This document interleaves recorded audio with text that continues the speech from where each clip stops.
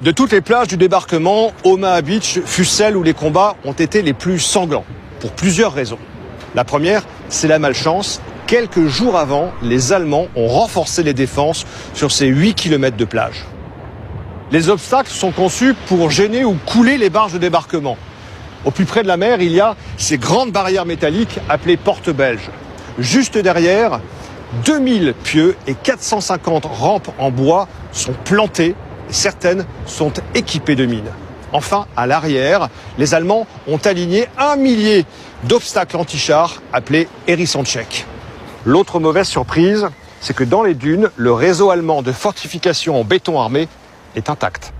Il aurait dû être détruit par les bombardiers alliés, mais quelques heures plus tôt, ils ont complètement raté leur cible. À l'intérieur des 12 points de défense comme celui-ci, près de 800 soldats allemands, dont des vétérans du front de l'Est. Le matin du 6 juin, ordre leur est donné d'attendre que les premiers GIs mettent pied à terre pour ouvrir le feu.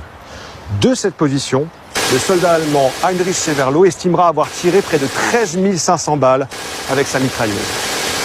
Ce bunker, l'un des plus farouchement défendus, était équipé d'un canon anti-char qui pouvait tirer directement sur la plage, réduisant encore les chances de survie des rares blindés amphibies qui n'avaient pas coulé à cause de la mer agitée.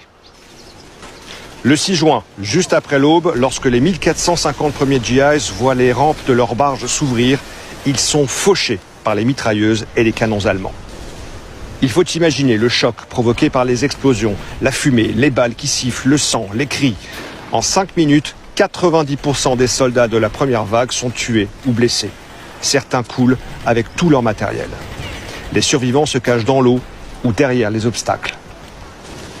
Malgré le chaos, les GIs continuent de débarquer sous le feu. Quelques groupes réussissent à parcourir les 200 mètres à découvert qui les séparent du talus de la dune.